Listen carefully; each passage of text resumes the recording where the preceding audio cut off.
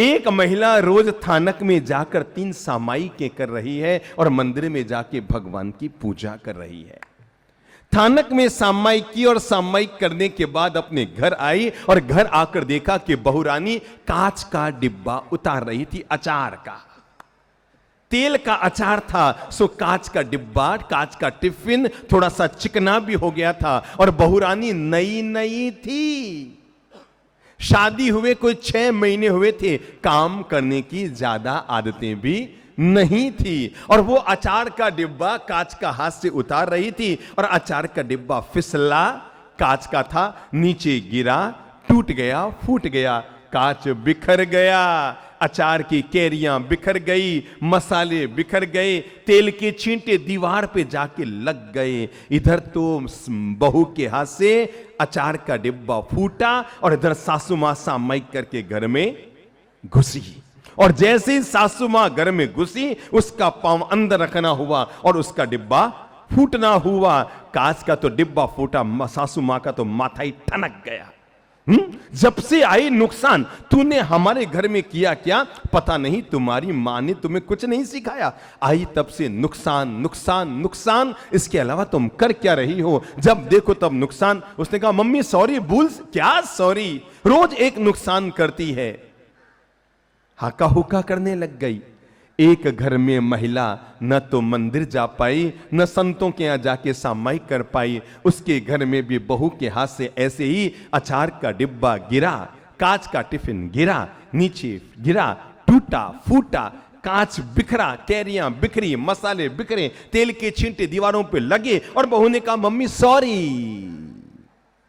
सासू मां ने कहा बेटा इसमें सॉरी की क्या बात है, जब मैं भी तेरी उम्र में थी, शादी करके आए 2 महीने हुए थे, बिल्कुल यहीं से मैंने भी अचार का डिब्बा उतारा था और मेरे हाथ से भी गिरा था, चल तू किचन में जा काम कर। और ये कहते हुए उसने कांच के टुकड़े बाहर फेंके, अचार को इकट्ठा करके दूसरी बरनी में डाला, आंगने को सरफ से साफ किया, दीवार को पोंछे से साफ किया, किचन में गई और जाकर के बहू के गाल पर एक पप्पी दी, बेटा इस्माइल, पापा को मत कहना, फूट गया सो फूट गया, चल काम पे लगते हैं। और ये कहते हुए रोटी बेलने लग गई। मुझे केवल इतना सा बताइए, इन दोनों में सच्ची सामायिक किसके हुई? कौन बोलेगा, कौन बोलेगा? हाँ बहन जी, जो सामायिक में बैठे ना, खड़े हो बहन जी, खड़े हो, खड़े हो। एक ने 3 सामायिक की, बहू से झगड़ पड़ी, एक ने सामायिक नहीं की पर बहू की गलती को माफ कर दिया। क्या बताएंगे सच्ची सामायिक किसके हुई? हाँ बहू को माफ कर दिया। ये कौन बोल रही है, पहले तो ये देखिए, जो सामायिक कर रही है, जो सामायिक कर रही है। ये बात वो महिला बोल रही है जो सामायिक में मुपत्ति बांध कर बैठी है। वो कह रही है कि जिसने सामायिक तो नहीं की पर जिसने बहू की गलती को याद रखना सासू माताओं, अपनी पूरी जिंदगी भर तक अगर आपने रात को सोने से पहले अपनी बहू की एक गलती को माफ कर दिया तो विश्वास रखना ऊपर वाला सुबह उठने से पहले आपकी 100 गलतियों को माफ कर देगा। आओ अब हम जिंदगी में कुछ धर्म की शुरुआत करते हैं। एक ऐसा धर्म जो इंसान को जीवन की जीवंतता देता हो, एक ऐसा धर्म जो इंसान को जीते जी स्वर्ग का सुकून देता हो, एक ऐसा धर्म जो इंसान के घर और परिवार में मिठास घोलता हो, एक ऐसा धर्म जो इंसान को मुस्कुराना सिखाता हो, इंसान को प्रेम और माधुर्य से रहना सिखाता हो। अपनी बात की शुरुआत मैं एक घटना से कर रहा हूं। कहते हैं एक बार अंकों में लड़ाई हो गई, झगड़ा हो गया, वातावरण बिगड़ गया। सारे अंकों को गुस्सा आया और बड़ी तेजी के गुस्सा आया। हुआ यह था कि अंकों ने भी, अंक का मतलब समझ गए, 1 2 3 4 5 6 7 8 9, तो अंकों ने इंसानों का झूठा पानी पी लिया और जिस किसी ने भी इंसान का झूठा पानी पी लिया उसके तेवर तो बदल नहीं है। अंकों के भी तेवर बदल गए, उनकी भी मानसिकता बदल गई, वो भी गुस्से में भर गई, वो भी हाथापाई पे उतर आए। और हाथापाई पे उतर के आते ही पहला काम यही होता है, जब आदमी गुस्सा आता है तो आउट ऑफ कंट्रोल हो जाता है। जब आदमी को गुस्सा आता है तो हंसी की हत्या हो जाती है और खुशी खत्म हो जाती है। जब आदमी को गुस्सा आता है, गुस्से की शुरुआत हमेशा पागलपन से होती है, पर गुस्से का समापन हमेशा प्रायश्चित पर होता है। जब आदमी को गुस्सा आता है, 24 घंटे में जो ताकत इंसान अपनी जिंदगी में पाता है, केवल 24 मिनट का गुस्सा उस 24 घंटे की ताकत पर पानी फेर देता है। अरे जिन संबंधों को बनाने में आदमी को 20 साल लगा करते हैं, आदमी का 20 मिनट का गुस्सा उन संबंधों में वैर की गांठ मान देता है। और अंकों में हुआ झगड़ा, अंकों में हुआ झगड़ा तो हाथापाई की नौबत आ गई। और जब हाथापाई की नौबत आई तो सबसे पहले सबसे बड़ा कौन? नौ था। नौ को आया गुस्सा, उसने इधर उधर देखा, आपा खो बैठा, आउट ऑफ कंट्रोल हो गया, अपने आप को संभाल ना पाया और परिणाम निकल कर आया। उसने एक घूंसा मारा। किसको? 8 को। तो 8 कौन सा चुप रहने वाला था, उसको भी गुस्सा आया। उसने एक घूंसा मारा 7 को। 7 कहां चुप रहने वाला था, उसको भी गुस्सा आया। उसने एक घूंसा मारा 6 को। 6 को भी गुस्सा आया, वो अपने आप को रोक ना पाया। उसने एक, किसको? गुस्से का नियम है, जब भी आता है नीचे की तरफ जाता है, ऊपर कभी नहीं जाता। समझो अभी कोई एसपी है और उसको गुस्सा आएगा तो वो सीएम पे निकालेगा कि थानेदार पे निकालेगा? बोलो बोलो बोलो बोलो बोलो, किस पे निकालेगा? एसपी को अगर गुस्सा आएगा, पुलिस अधीक्षक को, तो किस पे निकालेगा? सीएम पे? किस पे? थानेदार पर। मैंने कहा गुस्सा हमेशा नीचे बहता है, और थानेदार को गुस्सा आया तो एसपी में निकालेगा, किस पे निकालेगा? सोचो सोचो सोचो। हवलदार पर। और हवलदार को गुस्सा आया तो जनता पर, जनता को गुस्सा आया तो बीबी पर, बीबी को गुस्सा आया तो बच्चों पर, बच्चों को गुस्सा आया तो खिलौने पर। गुस्से का नियम है, जब भी आता है नीचे ही आदमी को ले जाता है। ऐसा हुआ, एक भाई साहब गली से गुजर रहे थे,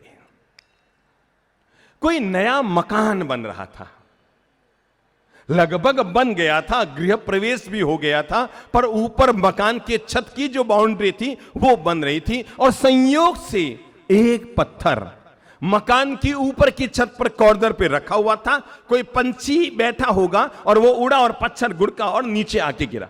नीचे से एक आदमी गुजर रहा था, बिल्कुल उसके कान के पास से सटकर पत्थर नीचे गिरा।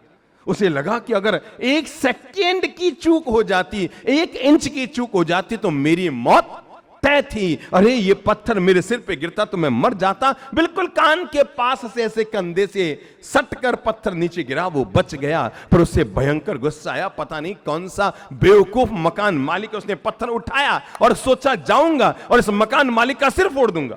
समझता क्या है अपने आप को? है इतना बड़ा पत्थर छत पे रखा, मेरा सिर फूट जाता, मैं मर जाता। और चिल्लाता हुआ अंदर घुसा, कौन है रे मकान का मालिक? कौन है रे मकान का मालिक? कौन है रे मकान का मालिक?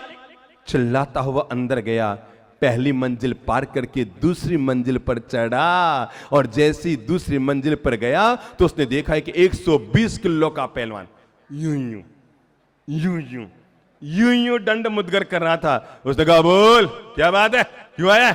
उसने कहा नहीं कुछ नहीं, पत्थर नीचे गिर गया था, सोचा आपको देता हुआ जाऊं।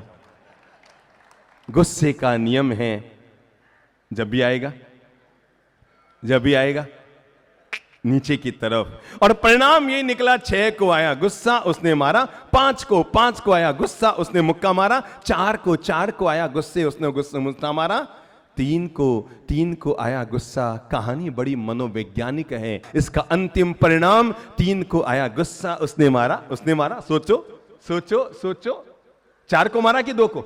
2 को मारा। 2 को आया गुस्सा तो उसने 1 को मारा। और 1 के जैसे ही घूंसा लगा, पास में 0 खड़ा था, उसे पता था कि अब मारी मेरी है। और उसने झट से जाकर एक से कहा, भैया इन लोगों के पागलपन और गुस्से को देखकर जीवन का बोध प्राप्त कर लो, तुम तो कम से कम मुझे मत मारना।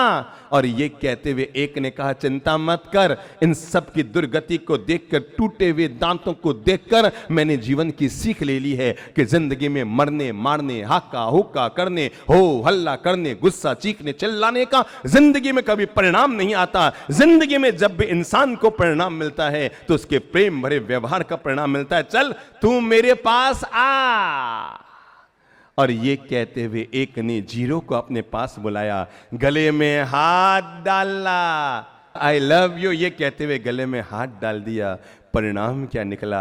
9-9 रह गया, 8-8 रह गया, 7-7 रह गया, 6-6 रह गया, 5-5 रह गया, 4-4 रह गया, 3-3 रह गया, 2-2 रह गया। पर 1 और 0 मिलके बोलो बोलो बोलो, जोर से बोलो, 10 बन गया। और जिस आदमी ने जीवन का यह विज्ञान समझ लिया, समझ लो उसने जीवन को स्वर्ग बना लिया।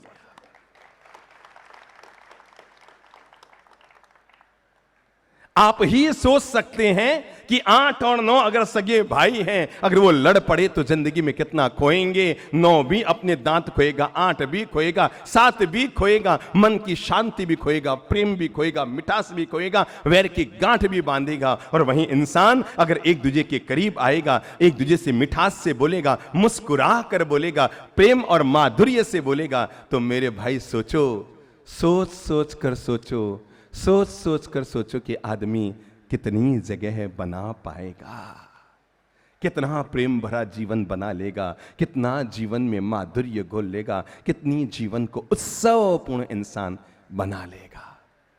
आओ हम अपनी जीवन की एक सबसे बड़ी कमजोरी पर विजय प्राप्त करते हैं। सबसे बड़ी कमजोरी, सावधान रहिएगा, आपका एक पल का गुस्सा आपके भविष्य को चौपट कर देता है। आपका एक पल का गुस्सा आपकी मन की शांति को भंग कर देता है। कहने में आप भली कह दो कि 2 मिनट का उबाल आता है, पर आपको नहीं पता ये 2 मिनट का उबाल आपके 10 साल की जिंदगी के मिठास को खत्म कर देता है। आपका 2 मिनट का गुस्सा आपके कैरियर को चौपट कर सकता है। आपका 2 मिनट का गुस्सा आपके व्यक्तित्व को प्रभावित कर सकता है। आपका 2 मिनट का गुस्सा आपके संबंधों में खटास घोल सकता है। आपका 2 मिनट का गुस्सा आपके पति पत्नी में तलाक की नौबत ला सकता है। आपका 2 मिनट का गुस्सा भाई भाई को आपस में अलग कर सकता है। आपका 2 मिनट का गुस्सा देरानी जेठानी में खिंचाव पैदा कर सकता है। आपका 2 मिनट का गुस्सा पिता और पुत्र में आपस में दूरियां पैदा कर सकता है। आपका 2 मिनट का गुस्सा पड़ोसी के साथ रिश्तों में खटास घोल सकता है। आपका 2 मिनट का गुस्सा, आपका 2 मिनट का गुस्सा पड़ोसियों के साथ आपके रिश्तों में खटास घोल सकता है। इसलिए सावधान, नियंत्रण, ब्रेक। हर गाड़ी में एक चीज की बहुत बड़ी जरूरत होती है, वो है ब्रेक। और अगर ब्रेक ना होगा तो आदमी कहीं ना कहीं बचीड़ खा बैठेगा। और जिंदगी में बचीड़ा ना लगे, बचीड़ा समझ गए? एक्सीडेंट को मारवाड़ी में क्या कहते हैं? बचीड़ लागियो। और वो जो बचीड़ लगता है ना, आप नहीं जानते, भाई भाई के बीच में बचीड़े लगते हैं, देरानी जेठानी में बचीड़े लगते हैं। और ये जो बचीड़ा लगने का मूल कारण होता है, ये जो एक्सीडेंट आपस में होता है, ये हमारा गुस्सा करता है। 3 बातों का आज मैं जिक्र कर रहा हूं। नंबर 1, आदमी को गुस्सा क्यों आता है। नंबर 2, गुस्से का परिणाम क्या होता है। नंबर 3, गुस्से से छुटकारा कैसे पाया जा सकता है। 3 बातें।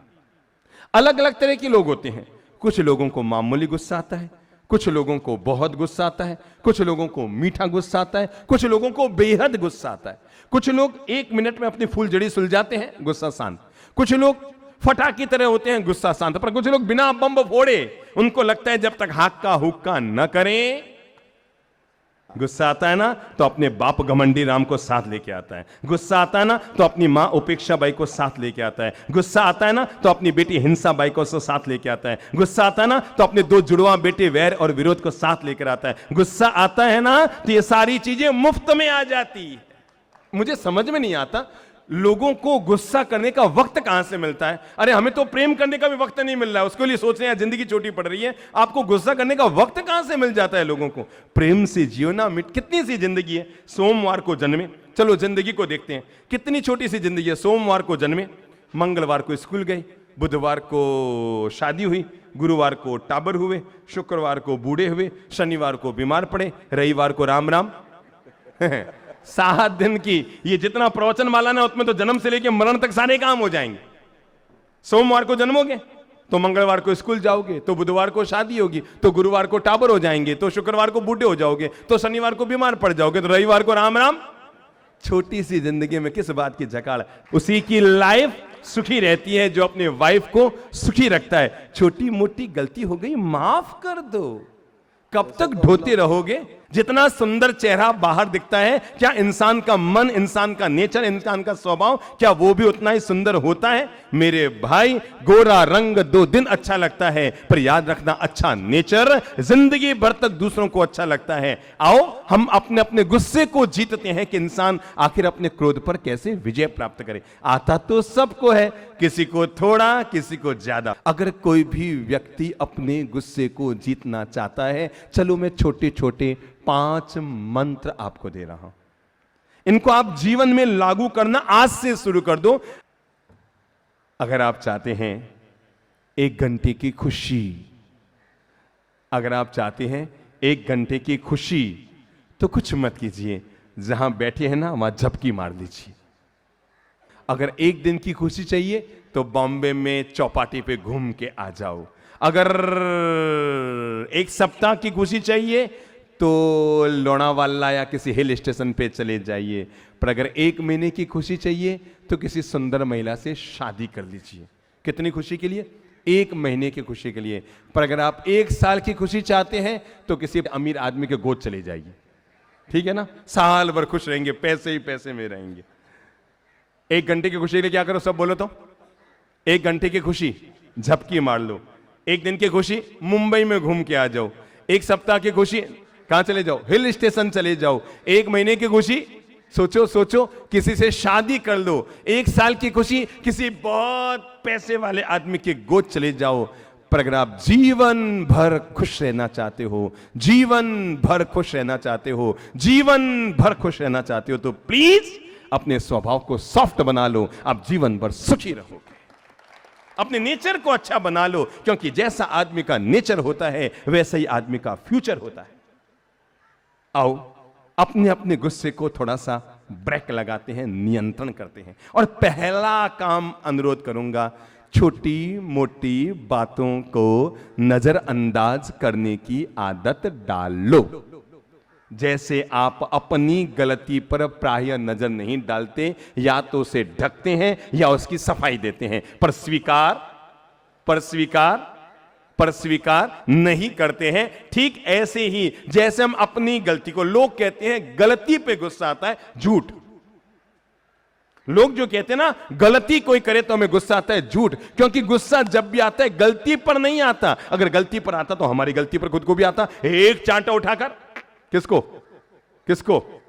खुद को टिकाते हैं, बेवकूफ, गलती करता है।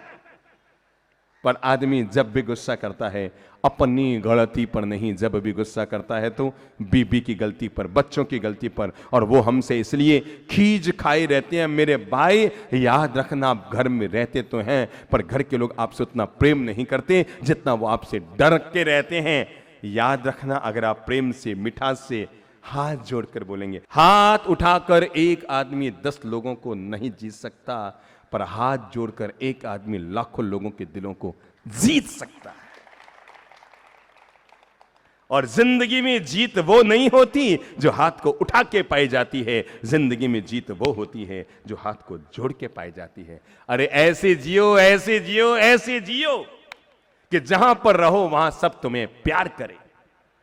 ऐसी जिंदगी जियो कि जहां पर रहो वहां सब तुम्हें प्यार करे, जहां से चले जाओ वहां सब तुम्हें याद करे, और जहां जाने वाले हो वहां सब तुम्हारा इंतजार करे। इससे कम गुनगुनी जिंदगी मत जीना। तो मैंने कहा पहला काम कीजिए, अपनी छोटी मोटी कोई बात हो जाए ना, उसे नेगलेक्ट कर दे, बोल दिया कोई बात नहीं। पत्नी से गलती, आपने कहा था ऐसा कर देना, नहीं किया कोई बात, आपने कहा प्रवचन में चलो, नहीं चल पाई कोई बात नहीं, जैसे तेरा मन। ज्यादा माथा फोड़ी मत करो, ज्यादा छाती कुटे मत करो, ज्यादा सिर पच्ची मत करो, ज्यादा हाका होका मत करो, इससे आपकी इमेज डाउन होती है। और इसलिए जो आदमी पूरी दुनिया में इज्जत पाता है, घर वालों के दिलों में अपनी जगह नहीं बना पाता है, क्योंकि वहां पर वो अपनी ओरिजिनल प्रकृति में आ जाता है। छोटी मोटी बात हो गई।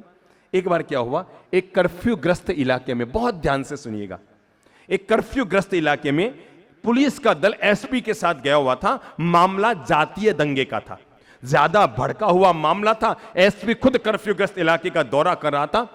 एक जाति विशेष का युवक जो पुलिस से काफी खफा था, वो अपने घर से निकलकर दरवाजे को खोलकर और पुलिस वालों को चीरते हुए आया एसपी के सामने और गालियां निकालते हुए उसने एसपी के मुंह पर थूक दिया। एसपी का मुंह यहां से यहां तक पूरा थूक से भर गया।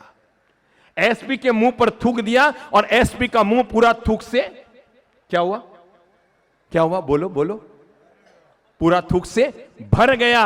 एसपी के मुंह पर थूक लग गया। पास में थानेदार खड़ा था, उसने झट से रिवॉल्वर निकाली और निकालकर उस युवक की छाती पर तान दी। जैसे ही वो रिवॉल्वर को कुछ करता कि उससे पहले ही एसपी ने उसका हाथ पकड़ा, कहा क्या कर रहे हो? उसने कहा सर इसको ठार कर दे, इसने आपके मुंह पर थूका।